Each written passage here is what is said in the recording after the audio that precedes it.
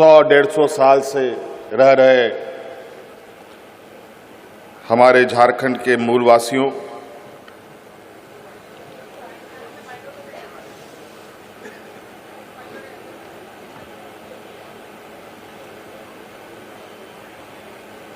असम के अंदर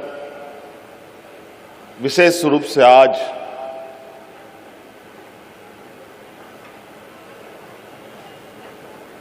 आप सबके तकलीफों को, आप सबके ऊपर हो रहे अत्याचारों के और आपके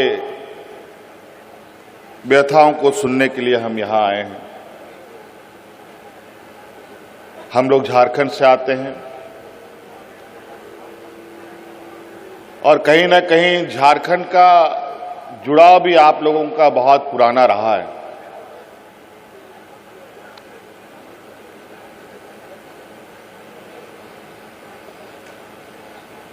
झारखंड एक ऐसा प्रदेश है जहां भारत देश का लोग सपना भी नहीं देखता था आजादी का। उस समय से हमारे पूर्वज अंग्रेजों के साथ संघर्ष करते थे। भगवान बिरसा मुंडा, सिद्धू कान्हू, तिलका मांझी, अनेक लोग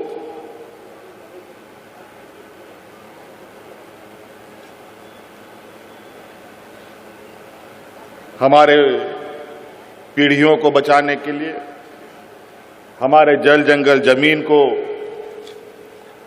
बचाने के लिए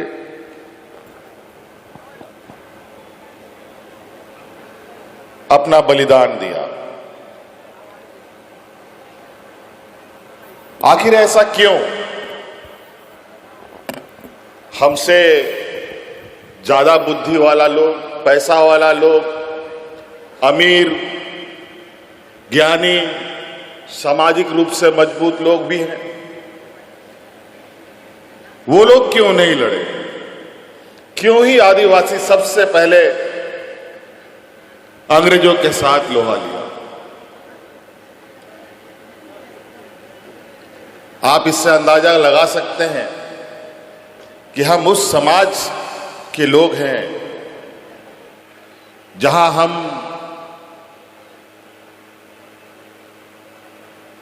अपनी हक अधिकार की लड़ाई के लिए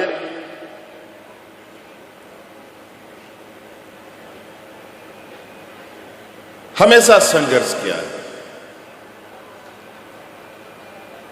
आदिवासी, दलित, पिछड़ा, ये ऐसे शब्द हैं जो समाज के सबसे कमजोर और सबसे निचले पायदान में रहने वाले लोगों का। ऐसे क्या परिस्थिति आ गई जो यहां का मूल वासिंदा आज अलग अलग कोने में बिखर कर कई जगहों पर हास्य की स्थिति पर है। देश आजाद हुए 75 साल हो गए।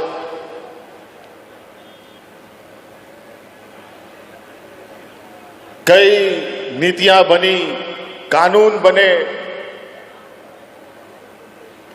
संविधान में हमें रक्षा कवच मिला। उसके बावजूद आज हम कहां हैं? आज हम कितना संघर्ष कर रहे हैं?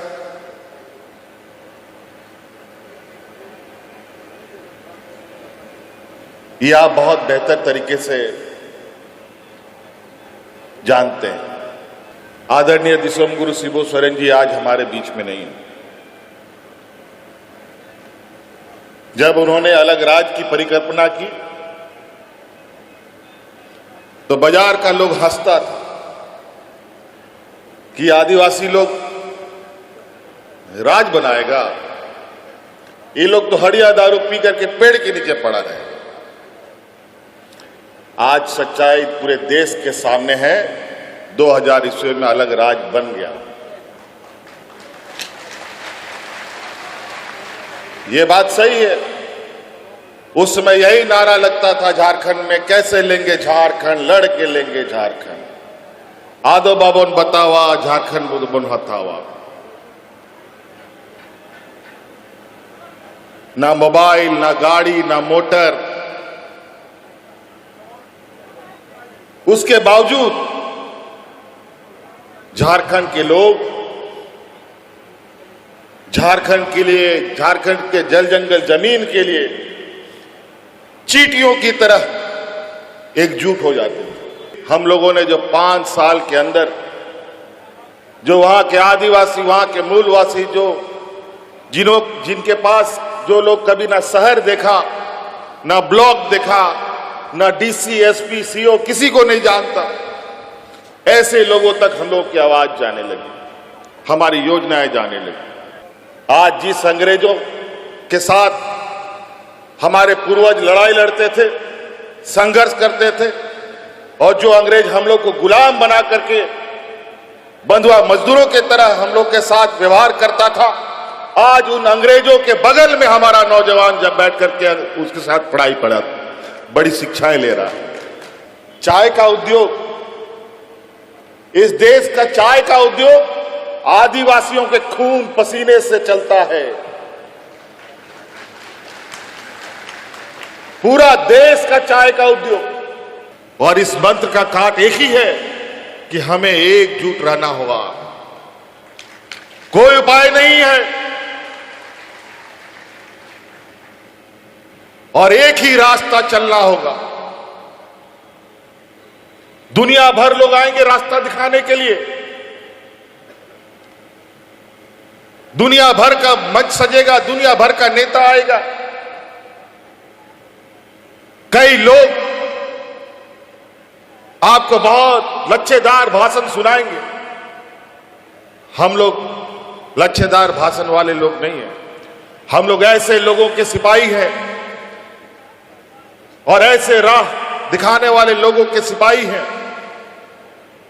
जिस राह का मंजिल है, ठहराव है और सुरक्षा है। नहीं तो कई ऐसे राह दिखाने वाले लोग मिलेंगे जिसका कोई मंजिल नहीं, कोई सुरक्षा नहीं, कहां आप गुम हो जाइएगा पता नहीं। और आज आपका ये नौजवान भाई, बेटा, दोस्त, जो भी आप कह लें, दुनिया का इतिहास है, पहली बार दुनिया का सबसे बड़ा वैश्विक मंच वर्ल्ड इकोनॉमिक फोरम जो स्विट्जरलैंड में हुआ, इस दुनिया का इतिहास में पहली बार एक नौजवान आदिवासी ने वहां अपना प्रतिनिधित्व किया। देश की अर्थव्यवस्था में झारखंड सबसे ज्यादा कंट्रीब्यूट करने वाला राज्य है, लेकिन वहां के लोग बेचारे बुरे हाल, फटे हाल। हमने तय किया इस राज्य ने बहुत कुछ दिया है, अब इस राज्य को देने की जरूरत है। आज इसीलिए हमने देश के वैश्विक मंच पर इस बात को रखा कि हमारे राज्य में जो संसाधन है, जिसको आज से नहीं सैकड़ों वर्षों से लूटा जा रहा है, उसका सही मूल्य हमारे राज्य को मिलना चाहिए। हमें एक सही सहयोग की आवश्यकता है। और आज सरकार अपने राज्य की आधी आबादी जो हमारी महिलाएं हैं, लगभग 50 लाख से 56 लाख महिलाओं को, हर एक महिलाओं को 2500 रुपए देने का काम करती है हर महीना। और आज गांव-गांव में महिलाएं अपने पैरों पर खड़ा हो रही। जैसे गाड़ी, मोटरसाइकिल हो या गाड़ी हो, अगर उसमें तेल नहीं चलेगा, तेल नहीं डालिएगा तो एक डेग भी नहीं चलता, फिर ढकेल के ले जाना पड़ता। तो सोचिए, मोटरसाइकिल हो या 4 चक्किया हो, उसको ढकेल के ले जाना कितना तकलीफ है। उसी तरीके से आज के इस जीवन में जेब में पैसा नहीं रहता है तो बुद्धि भी काम नहीं करता। कोई गरीब कमजोर परिवार भविष्य के बारे में कोई विचार नहीं कर सकता हो। सरकार भी काम करती है तो एक बजट उसका बनता है, उसके बाद काम करती है। सभी विभागों के लिए अलग अलग बजट होता है, तब काम होता है। आज हमने राज्य की आधी आबादी को एक बजट बना दिया कि ये तुम्हारा फिक्स इनकम है, अगला महीना तुमको क्या करना है तुम आज इसी महीने सोच सकते।